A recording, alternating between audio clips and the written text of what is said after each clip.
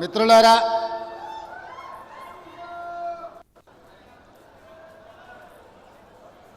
డెబ్బై 76వ గణతంత్ర దినోత్సవ సందర్భంగా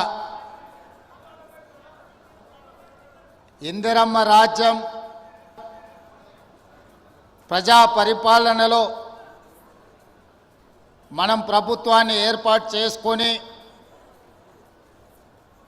ఆ ప్రభుత్వానికి కొడంగల్ శాసనసభ నియోజకవర్గం ప్రాతినిధ్యం వహించి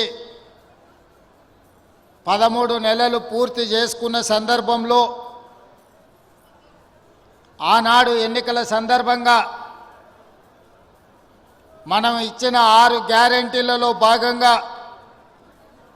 ఈనాడు రైతు భరోసా, రైతు ఆత్మీయ భరోసా,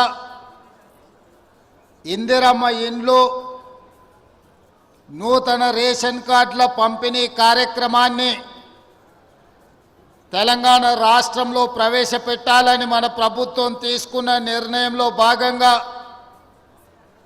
కొడంగల్ శాసనసభ నియోజకవర్గం కోస్గి మండలం చంద్రవంచ గ్రామంలో నారాయణపేట్ కలెక్టర్ గారి ఆధ్వర్యంలో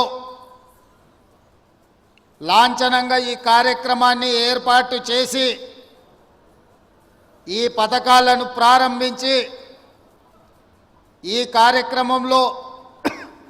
నాతో పాటు పరిగి శాసనసభ్యులు మిత్రులు రామ్మోహన్ రెడ్డి గారు,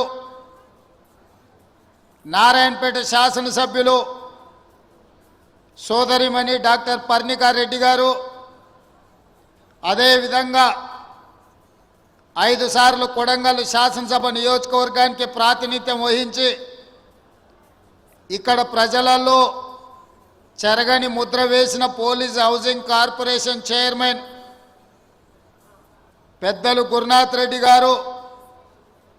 అదేవిధంగా విష్ణువర్ధన్ రెడ్డి గారు, అదేవిధంగా చీఫ్ సెక్రటరీ శాంతకుమారి గారు,